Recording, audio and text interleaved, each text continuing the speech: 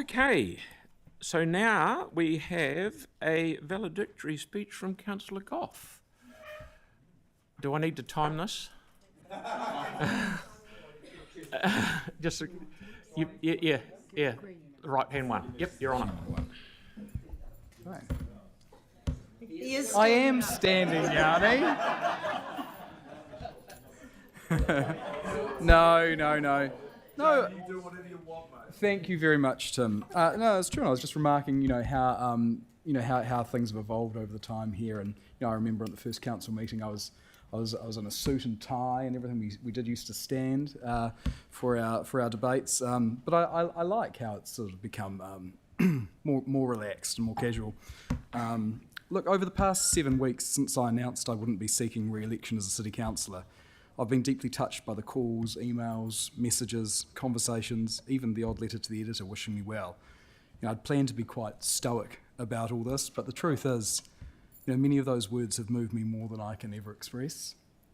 They've reminded me why I gave so much of myself to this work. When I first entered public life at 22 on the community board, and then as a city councillor at 25, the weight of criticism could feel quite heavy. Over time, perhaps with age or perseverance or just a thicker skin, I learnt not to chase the applause or fear disapproval. My focus became not trying to please everyone, just doing what was right.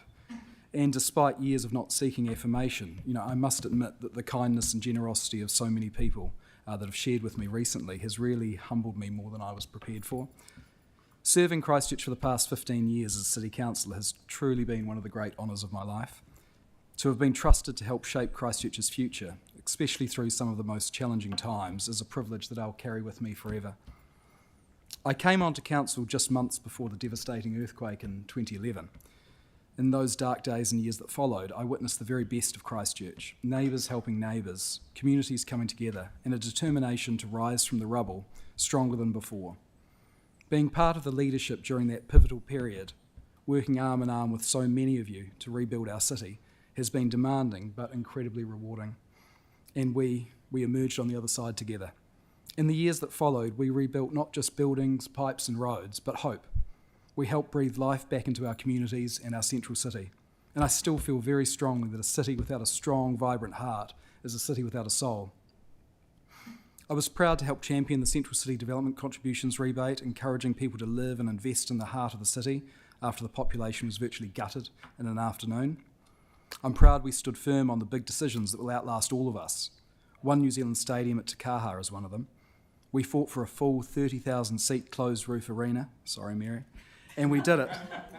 We secured the full capacity stadium that will soon host our sports, concerts and events, bring energy and excitement into the heart of the city for decades to come. Generations will gather there and they'll feel what we felt, that Christchurch matters and always will. But it wasn't just about the big projects. I'm equally as proud of the smaller wins. Restoring Mona Vale Homestead was really special to me, particularly given it was my great-grandfather's home. Now it's protected for all of us in civic ownership, and it was really humbling and poignant to be able to cut the ribbon for its reopening.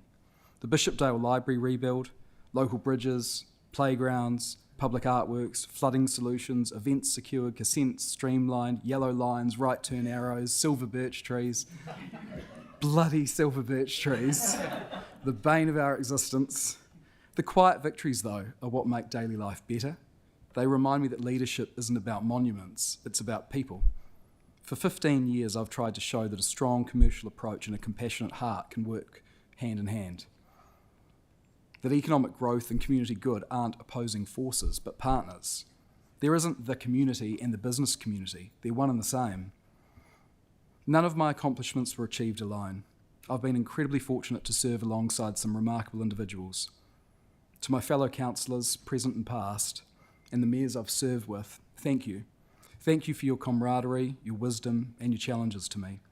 Our collaborations and even our disagreements made me a better representative and made our decisions stronger. I want to thank the dedicated council staff who work tirelessly behind the scenes. Your expertise and commitment have been at the core of everything we've delivered for the city. And to the community leaders, volunteers, and everyday citizens who engaged with me, thank you. I also want to express my deepest gratitude to my family. My wife and our 3 children have been my rock through all of the long meetings, the late nights, the weekend events. You've sacrificed time with me so that I could serve our city. It's now my turn to be there more for you. My mother, my father, and my Uncle Anthony, thank you for your unwavering support and always being there for me. My Uncle Anthony has been a great example to me that you don't have to sit around this table to add immense value to the city that you love.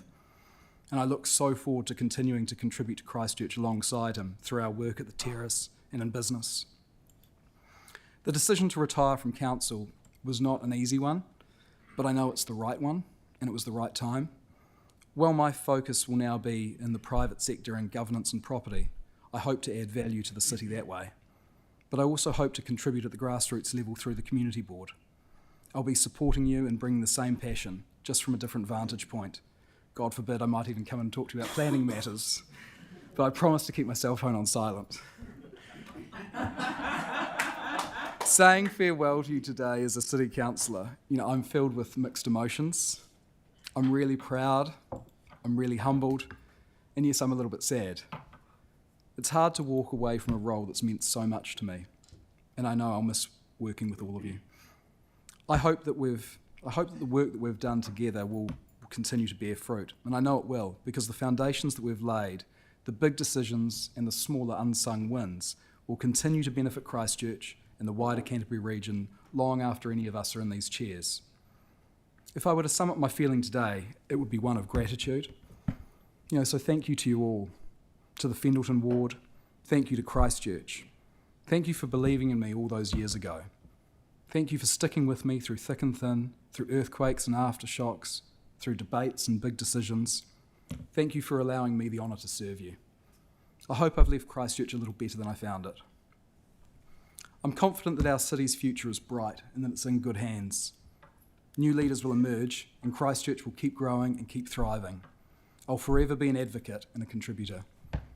Now, as I turn the page to begin a new chapter, I do so with a lot of pride and with a lot of hope and with a lot of fond memories of this place here. From the bottom of my heart, thank you for the opportunity. Thank you for the journey. The privilege has truly been mine to serve you. Thanks.